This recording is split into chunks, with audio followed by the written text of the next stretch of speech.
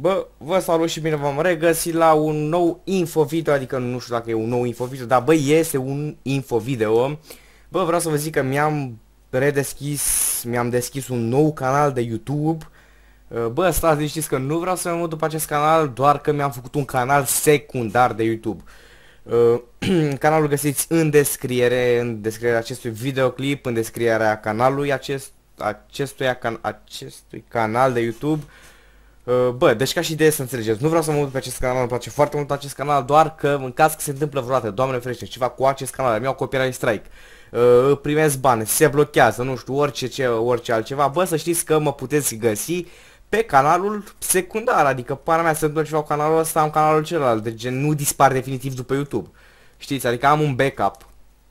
Da, și vreau de mult să fac acest canal secundar, pentru că mă ajută foarte mult. Deci v-aș ruga toți care vedeți acest videoclip să vă duceți și pe acest canal, linkul aveți în descriere, să vă abonați, pentru că este foarte important să vă abonați pe acel canal, pentru că, na, ăla e backup, ăla e baza, dacă gen dispare canalul ăsta, nu vreau să dispare, dar ca și de să zicem că, pana mea, se întâmplă ceva, Doamne ferește, și nu vreau. Mă puteți găsi pe celălalt canal, da, bă, deci cam asta a fost info video. V-aș ruga să vă abonați toți la canalul ăla, să dați voi un share, să vă arăt toată lumea că am un canal secundar.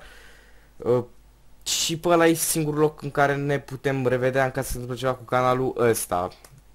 Este foarte important ca orice YouTuber să aibă un canal secundar, că nu știu niciodată cum se întâmplă ceva cu canalul tău de YouTube și trebuie să ai, na, un backup, trebuie să ai un adăpost, să zicem așa, știi?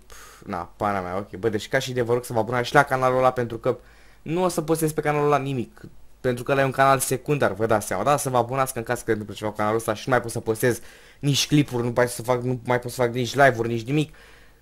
Ne putem revedea pe canalul ăla. Deci, bă, cam asta a fost info video. Eu vă mulțumesc pentru atenția acordată. V-aș ruga să vă abonați foarte mult.